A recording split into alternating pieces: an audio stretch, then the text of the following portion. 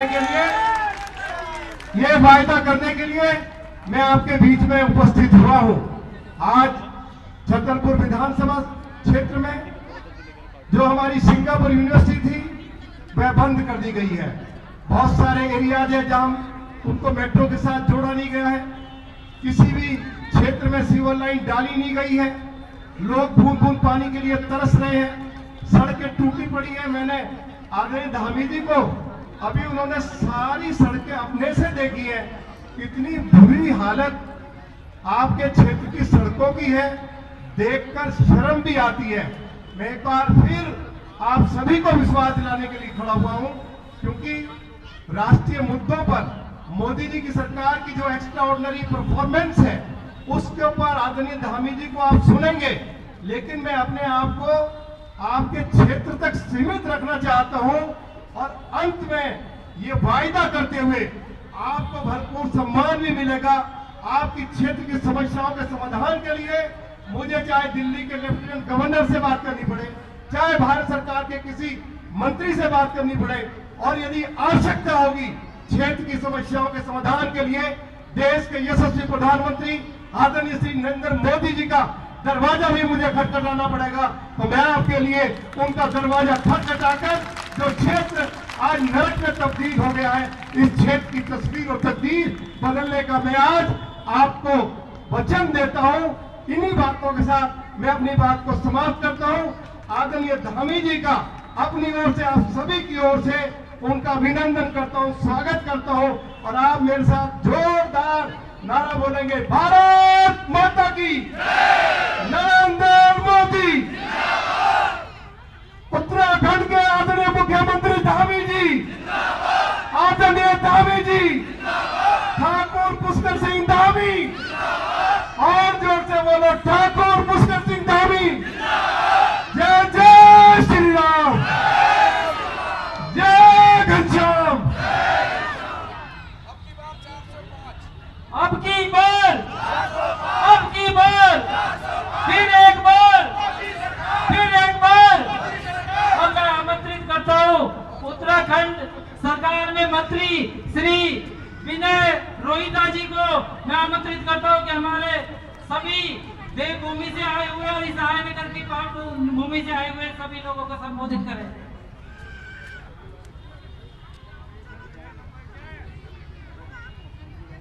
भारत माता की, भारत माता की, नरेंद्र मोदी, जोर से बोलिए, नरेंद्र मोदी, ठाकुर पुष्कर सिंह धामी, ठाकुर पुष्कर सिंह धामी।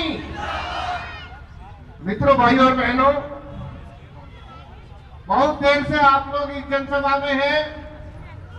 माननीय मुख्यमंत्री ठाकुर पुष्कर सिंह धामी जी को सुनने के लिए, और मुझे सूचना मिल रही थी कि लगातार सूचनाएं आ रही है कि माननीय मुख्यमंत्री जी को जल्दी यहां लाने का कष्ट करें। थोड़ा विलंब सा है, इसके लिए मैं क्षमा मांगता हूं मुख्यमंत्री जी की ओर से। मित्रों, इस सम्मानित मंच पर माननीय मुख्यमंत्री श्री पुष्कर सिंह धामी जी, हमारे रामवीर भदौड़ी जी, हमारे बलराम तंवर जी, अपने ब्रह्म सिंह तंवर जी, और सम्मानित मंच भाइयों बहनों साथियों, और अपने सम्मानित पत्रकार बंधुओं।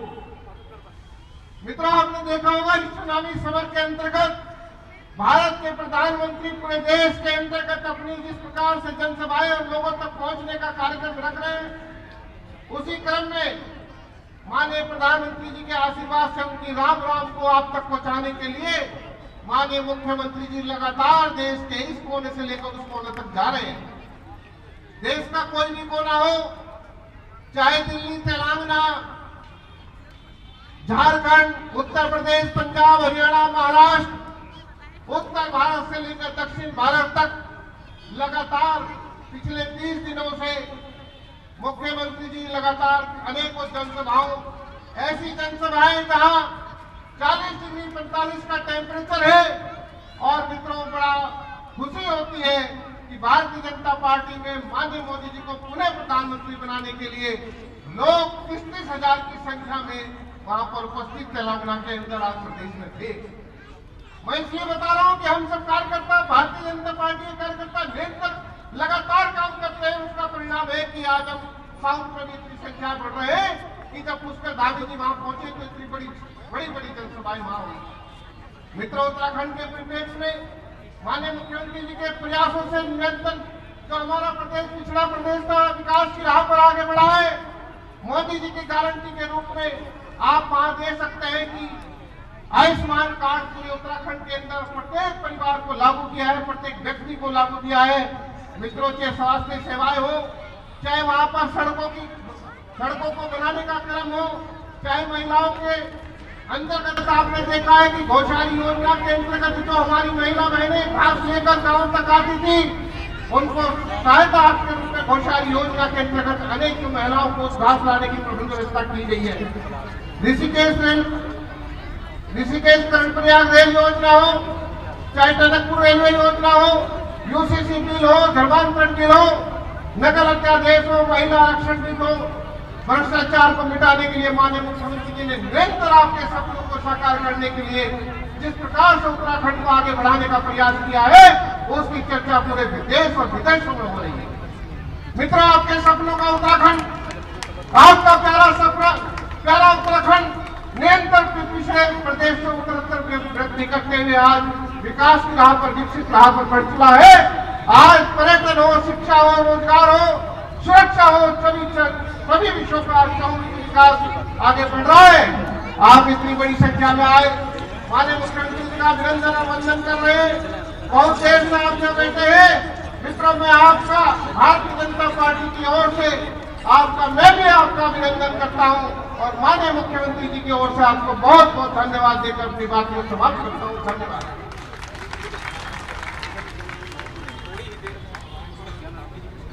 अब मैं आमंत्रित करता हूं हमारे पूर्व विधायक श्री ब्रह्म सिंह तंवर जी को, कृपया आए और 2 ही मिनट अपना हमारे जो लोकप्रिय मुख्यमंत्री आए हैं श्री पुष्कर सिंह धामी जी के सम्मान में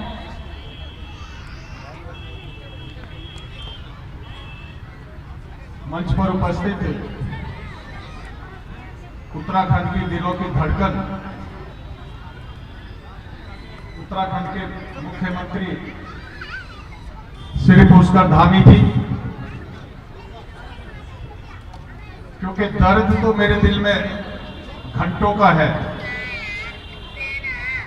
और मुझे 2 ही मिनट बोलने के लिए कहा, इसलिए मैं शॉर्ट में ही कह रहा हूं। सम्मानित मंच और उपस्थित यहां पर आया नगर के मेरे प्रिय भाई और बहनों, जो मैंने दर्द की बात कही, मुझे मालूम है पीछे हमें समय मिला था केजरीवाल की सरकार बनने से पहले, केवल 10 महीने का काम करने का समय हमें मिला। उस 10 महीने में जो हम आया नगर की स्कीम पास करा करके गए थे, उन स्कीमों को आगे तक अभी तक बढ़ाया नहीं है 10 वर्ष के अंदर। हम आपको मालूम है, आपको पूरी तरह से ज्ञान है कि जिस कॉलोनी में काम करने की अनुमति नहीं थी, हमने इस कॉलोनी का सीवर पास करवाया। सीवर पास डालने से पहले एसटीपी के लिए कहा गया, तो वो हमने 6000 गज जमीन या शमशान भूमि के पीछे एसटीपी के लिए दिलवाई। पानी की नई लाइन डालने के लिए 48 करोड़ रुपया की स्कीम पास कराई, ताकि यहाँ के लोगों को सोनिया विहार का पानी पाइप के द्वारा मिल सके कॉलोनी के एक एक घर को। और सीवर को चलाने के लिए भी हमें यहाँ पे आवश्यकता है पानी के लिए, क्योंकि पानी के प्रेशर के बिना सीवर चलेगा नहीं। उससे भी अलग हमने इस कॉलोनी के लिए लगभग 2 लाख की करीब आबादी का ये क्षेत्र है, आया नगर कॉलोनी और गांव मिलाकर के, और एक सीनियर सेकेंडरी स्कूल इसमें चलता है। और इस आबादी के लिए हमने 3 स्कूल और सैंक्शन कराए 19-10 महीनों के अंदर। वो तीनों स्कूलों की जमीन अलॉट करा दी, ताकि ज्यादा जल्दी से जल्दी वो स्कूलों का निर्माण शुरू हो सके।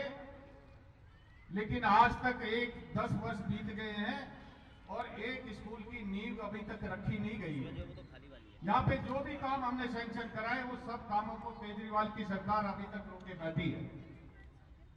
हमारा ये आपका और हमारा ये सौभाग्य है कि जो काम पीछे बहुत दिनों से हो नहीं पा रहे थे, हमें जो प्रत्याशी के रूप में श्री रामवीर सिंह बिधूड़ी मिले हैं, इन सभी समस्याओं का निवारण केवल रामवीर सिंह बिधूड़ी है और हम सब मिलकर के उन्हें यहाँ अधिक से अधिक वोट से जिता करके भेजेंगे और उन्हीं के समर्थन में हमारे उत्तराखंड के मुख्यमंत्री पुष्कर जी स्पेशल अपने सब प्रोग्राम छोड़ करके आपके बीच में आए। हमने प्रार्थना की थी उनको कि आपके आने से हमें ताकत मिलेगी और हमारे उत्तराखंड के जितने भाई बहन हैं इस सब चुनाव में लगेंगे, उनके साथ उनके संपर्क जो इस कॉलोनी के अंदर है वो भी सब इसमें समय देंगे। मैं आप सभी से यह हाथ जोड़ करके प्रार्थना करना चाहता हूं कि जो हमारा आपका रिलेशन है उसे और पक्का बनाने के लिए और उस काम को आगे आसान करने के लिए यहाँ से एक एक वोट रामवीर सिंह बिधूड़ी को मिले, ताकि तीसरी बार भारत के प्रधानमंत्री बनने के लिए एक रास्ता खुले। और ये जो वोट हम आप जिनको जिता करके यहाँ से भेजेंगे, ये एक वोट प्रधानमंत्री के खाते में जाएगी। जो अब की बार नारा मिला है, अब की बार 400 बार, तो ये 400 में ये सीट भी गिनी जाएगी। इन्हीं शब्दों के साथ मैं आप सभी का तहे दिल से बहुत बहुत धन्यवाद करता हूँ। धन्यवाद। अब मैं सीएम साहब श्री पुष्कर सिंह धामी जी को आमंत्रित करता हूँ और उससे पहले सिर्फ एक ही सेकंड लगेगा। उत्तरायणी मकरैनी एसोसिएशन के संयोजक साहब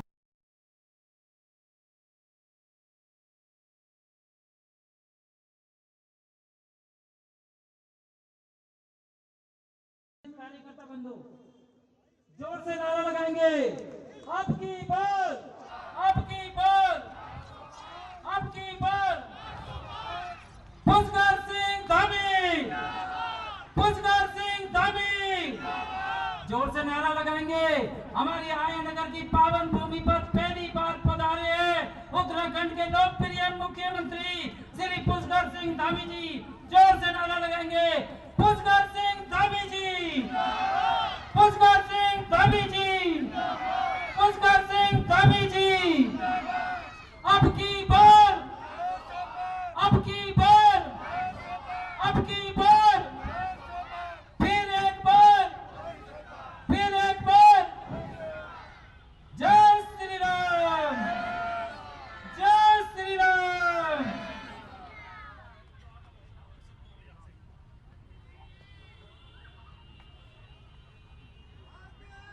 अब मैं आमंत्रित करता हूँ जिनका हमें कई घंटों से इंतजार था, उत्तराखंड के लोकप्रिय मुख्यमंत्री श्री पुष्कर सिंह धामी जी का।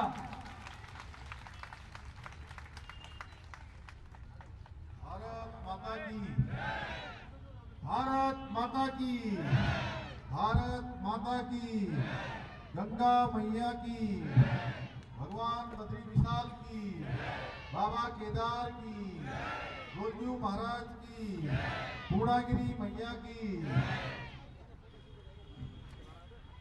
दक्षिणी दिल्ली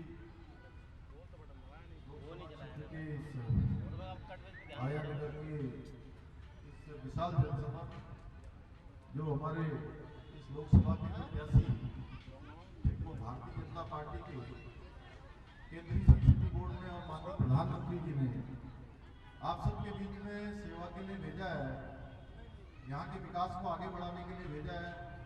हमारे प्रत्याशी श्री रामवीर सिंह बिधूड़ी जी के समर्थन में आयोजित इस सभा में अभी जिनको सुना आपने मंच पर आसीन इस क्षेत्र का अनेकों बार जिन्होंने प्रतिनिधित्व किया है, पूर्व विधायक आदरणीय धर्म सिंह कंवर जी, पूर्व विधायक श्रीमान बलराम कंवर जी,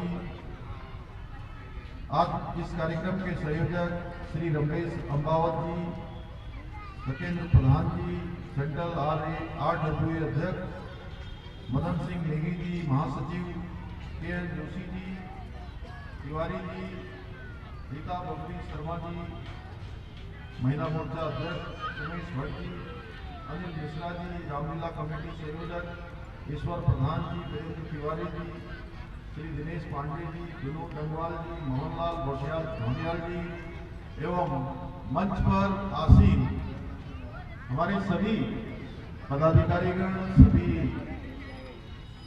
नेतागण, सभी पार्षदगण, इस क्षेत्र के आए हुए सभी मेरे बड़े बुजुर्ग, सभी उपस्थित माताएं, बहनें और दिल्ली लोकसभा क्षेत्र के इस आयतगढ़ क्षेत्र और आसपास के क्षेत्रों से आए हुए सभी देवतुल्य नागरिकों का मैं देवभूमि उत्तराखंड का मुख्य सेवक आप सबका हार्दिक स्वागत करता हूं, आप सबका अभिनंदन करता हूं। और एक बात, जो जोश और उत्साह मैं इधर भी देख रहा हूं, उधर भी देख रहा हूं और इधर भी देख रहा हूं और मंच के लोगों का, मेरे मन में अब कोई संशय नहीं है कि अब भारतीय जनता पार्टी के लिए अब दिल्ली दूर नहीं है। दिल्ली दूर नहीं है भाइयों बहनों, भारत का दिल दिल्ली है और मुझे दिल्ली के दिल में फिर एक बार मोदी सरकार नजर आ रही है। और ये जो दक्षिणी दिल्ली है, ये जनसंघ के जमाने से बलराज मधोक जी, विजय कुमार मल्होत्रा जी, मदन लाल खुराना जी, सुषमा स्वराज जी, ऐसे अनेक नेताओं ने इस क्षेत्र से लगातार देश की संसद में इस क्षेत्र का प्रतिनिधित्व किया है और लगातार 10 बार इस पूरे क्षेत्र से 10 बार हमारी जो पार्टी है उसको सेवा करने का अवसर दिया है। फिर एक बार हमने 25 मई को सब लोगों ने मिलकर दिल्ली और दिल्ली लोकसभा के दक्षिणी दिल्ली में भी, पूरी दिल्ली में एक बार फिर से कमल खिलाना है और यहां से भाजपा प्रत्याशी रामवीर सिंह भिदोड़ी जी को भारी मतों से विजय बनाना है। भाइयों बहनों, पिछले 10 सालों से लगातार इस क्षेत्र में रमेश भिदोड़ी जी काम कर रहे थे। उन्होंने अनेक कामों को आगे बढ़ाया है। इन सभी कामों को अब आगे बढ़ाने की जिम्मेदारी रामवीर सिंह भिदोड़ी जी की होगी। और इस बार का जो चुनाव है वो राष्ट्रवाद बनाम परिवारवाद की जंग है। एक तरफ पूरे देश को परिवार मानकर काम करने वाले मोदी जी हैं, भारतीय जनता पार्टी है, और दूसरी तरफ अपने परिवार को ही प्रथम मानकर ऐसे लोग आज राजनीति के मैदान में हैं, आज चुनाव के मैदान में हैं। और आज हम भारतीय राजनीति में जो विपक्ष है, प्रतिपक्ष है, वो सबसे निम्नतम स्तर पर देख रहे हैं। अपने निजी हितों के लिए विपक्ष आज राष्ट्रीय हितों को भी इजाजत नहीं दे रहा है।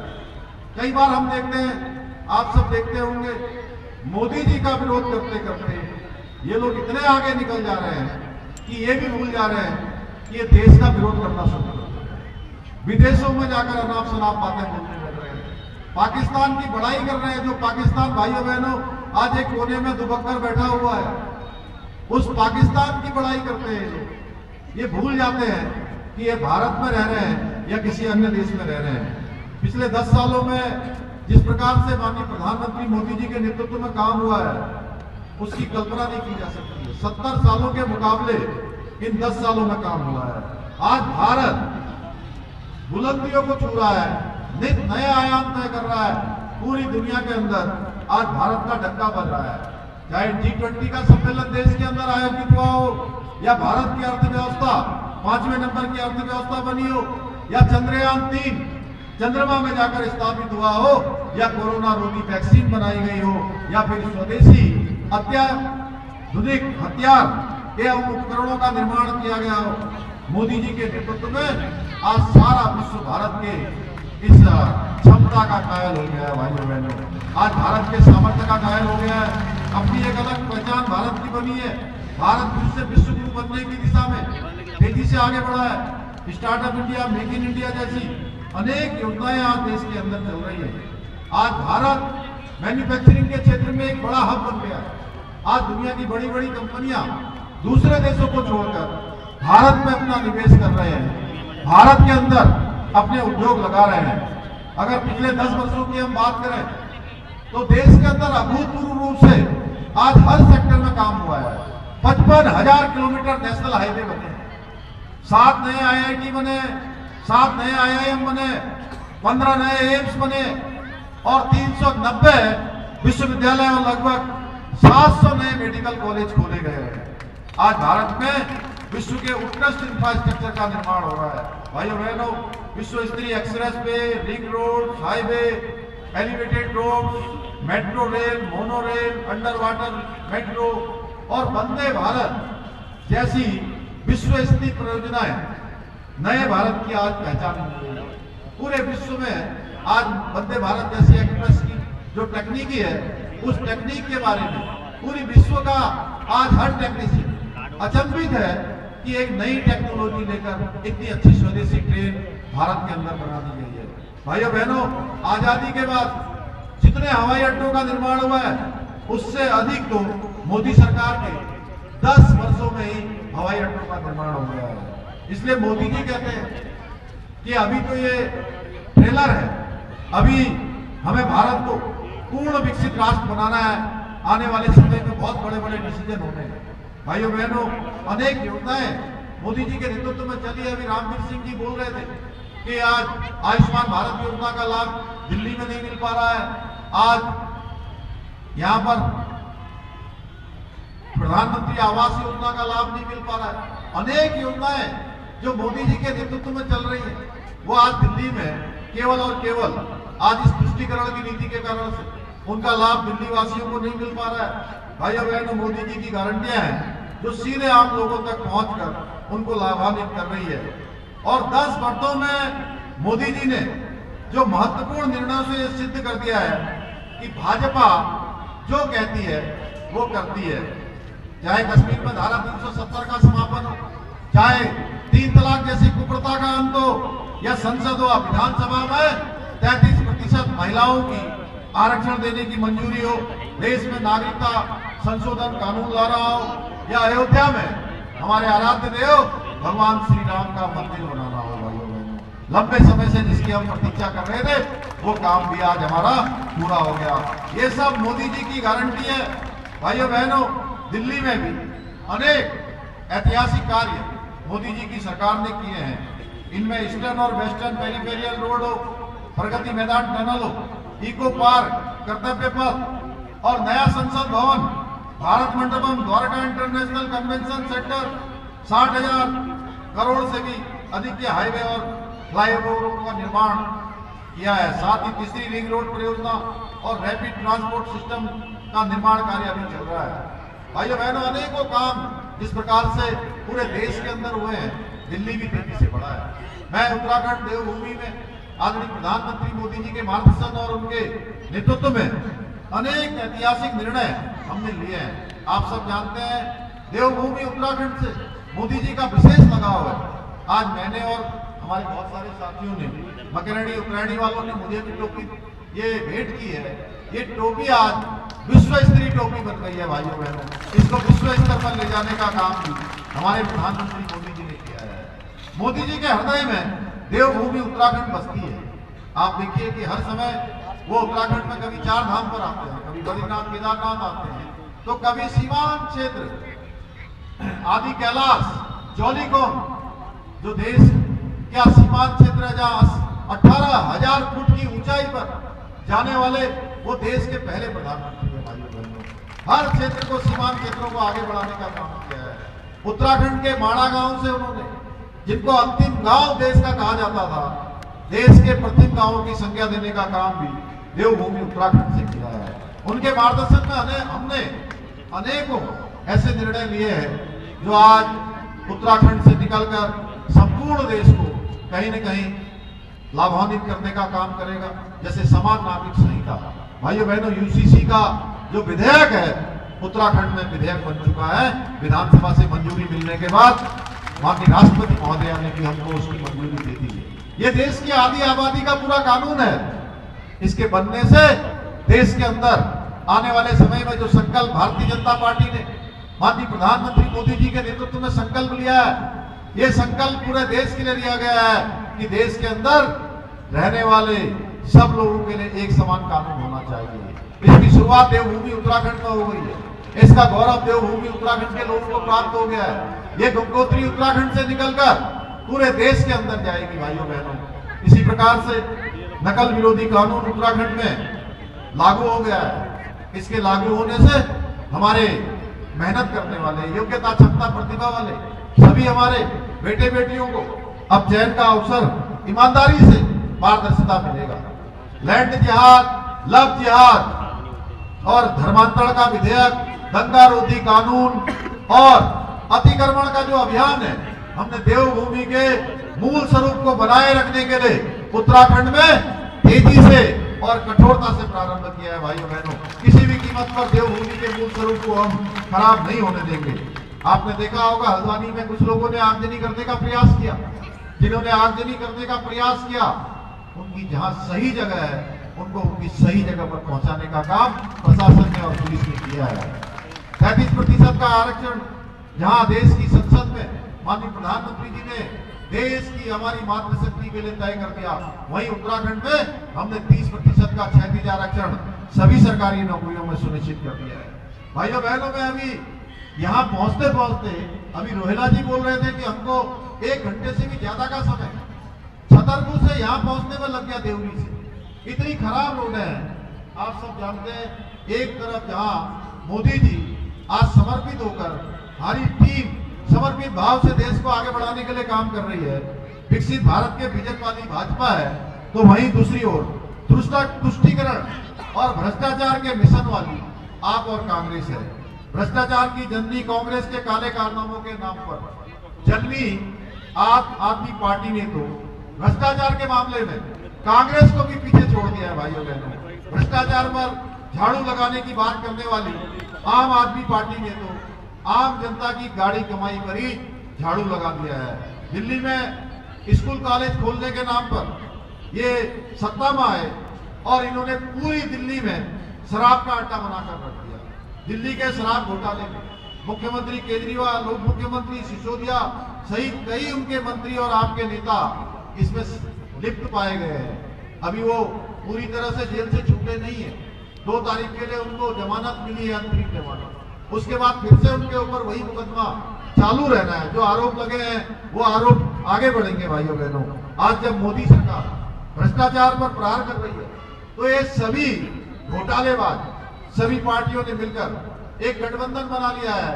ये गठबंधन कोई सरकार बनाने का गठबंधन नहीं है, ये ठगबंधन है। और ये ठगबंधन अपने पार्टियों को बचाने का, अपने भ्रष्टाचार को छुपाने का, अपने परिवारों को आगे बढ़ाने का गठबंधन है। अब ये दिल्ली में आप और कांग्रेस मिलकर झूठ और भ्रम फैलाकर तुष्टीकरण का जहर घोल रहे हैं। इनका गठबंधन सिर्फ जनता को ठगने के लिए बनाया गया है। अभी मैं 2 दिन पहले पंजाब में था, हरियाणा में था। भाइयों बहनों, पंजाब में ये अलग अलग चुनाव लड़ रहे हैं, एक दूसरे को गालियां दे रहे हैं, और हरियाणा में गठबंधन बना रखा है, दिल्ली में गठबंधन बना रखा है। आखिर ये क्या करना चाहते हैं? ये लोग जनता को बेवकूफ समझने का काम कर रहे हैं भाइयों बहनों। जिस प्रकार एक बार सत्ता मिली है, इनको ये बार बार उसी प्रकार का फिर से जो है वही खेल खेलना चाहते हैं। असल में ये सब भ्रष्टाचार, तुष्टीकरण और परिवार और घपले घोटालों में साझेदारी का गठबंधन है। ये लोग मोदी सरकार के जितने भी राष्ट्रहित के फैसले हैं उनमें भ्रम फैलाकर दिल्ली की शांति को नुकसान पहुंचाना चाहते हैं। कभी शाहीन बाग में हल्ला मचाकर दिल्ली में दंगा करते हैं, कभी धार्मिक यात्राओं पर पथराव कराते हैं। मोदी विरोध में ये इतने आगे निकल गए हैं कि टुकड़े टुकड़े गैंग और अफजल के समर्थकों का साथ देने वालों को भी चुनाव लड़ रहे हैं। जो भाइयों बहनों दिल्ली में जेएनयू में कहते थे कि अफजल हम शर्मिंदा हैं, तेरे कातिल जिंदा हैं, ऐसे लोगों को चुनाव के मैदान में लेकर आ गए। आप देखिए ये कहां पहुंच गए हैं, किस प्रकार से देशद्रोह, आतंकवादियों, अलगाववादियों और जिहादियों का समर्थन करने वालों को टिकट देकर चुनाव के मैदान में उतार रहे हैं। इनकी मति भ्रम हो गया भाइयों बहनों। ये घमंडिया कांग्रेस के घोषणा पत्र में जिन्ना की मुस्लिम लीग की छाप नजर आती है, जहां एक तरफ हमारे संकल्प पत्र में ये संकल्प लिया गया है कि देश में सबके लिए एक समान कानून, समान नागरिक संहिता लागू की जाएगी। ये लोग मुस्लिम लीग की बात करते हैं, शरिया कानून की बात करते हैं। ये लोग आपकी जो जिंदगी भर की मेहनत की कमाई है, उस जिंदगी भर की मेहनत की कमाई में भी ये विरासत का टैक्स लगाने जा रहे हैं। ये कहते हैं हमारी सरकार आएगी, जो पैसा आपने अपनी मेहनत से कमाए, अपने परिश्रम से, खून पसीने से आपने अपने बच्चों के लिए बनाया है, वो कहते हैं उसमें से आधा जब्त कर लेंगे। विरासत पर भी टैक्स लगा देंगे और जो जब्त करेंगे वो एक अपने विशेष वोट बैंक को, जो तुष्टीकरण के तहत जिसको ये हमेशा फायदा पहुंचाते रहे हैं, उसको फायदा पहुंचाने का काम करेंगे। ये लोग हमारे SC, ST और OBC के आरक्षण में भी आज एक वर्ग विशेष के लोगों को घुसेड़ना चाहते हैं। कर्नाटका के अंदर उन्होंने ये मॉडल लागू कर दिया है भाइयों बहनों, ये देश के अंदर लागू करना चाहते हैं। ये लोग आपका अधिकार छीनकर अपने चहेते वोट बैंक वाले समुदाय को देना चाहते हैं, क्योंकि इनके हिसाब से देश में पहला अधिकार एक विशेष समुदाय का है। भाइयों बहनों, क्या आप इससे सहमत हैं? अगर नहीं है तो फिर मेरे साथ बोलिए, फिर एक बार, फिर एक बार। भाइयों बहनों, हमें इस तुष्टीकरण भ्रष्टाचार वाले मिशन को रोकना है। हमें यहाँ से एक संकल्प लेकर जाना है, एक सौगंध लेकर जाना है, एक शपथ लेकर जाना है कि हम मोदी जी को एक बार फिर से तीसरी बार प्रधानमंत्री बनाकर विकसित भारत के संकल्प में अपना योगदान देंगे। मैं आप सभी से ये अपील करता हूं कि 25 मई को भारतीय जनता पार्टी के प्रत्याशी श्री रामवीर सिंह बिलोड़ी जी को भारी मतों से विजयी बनाकर माननीय प्रधानमंत्री मोदी जी को तीसरी बार प्रधानमंत्री बनाने में आप सब लोकतंत्र के इस महायज्ञ में अपनी आहुति देंगे, इस यज्ञ में अपना अर्पण करेंगे और सशक्त, समृद्ध और विकसित भारत के निर्माण में अपना योगदान देंगे। इसी आशा और विश्वास के साथ इतना निवेदन करते हुए मैं अपनी बात को समाप्त करता हूं। बहुत बहुत धन्यवाद। भारत माता की, भारत माता की, भारत माता की।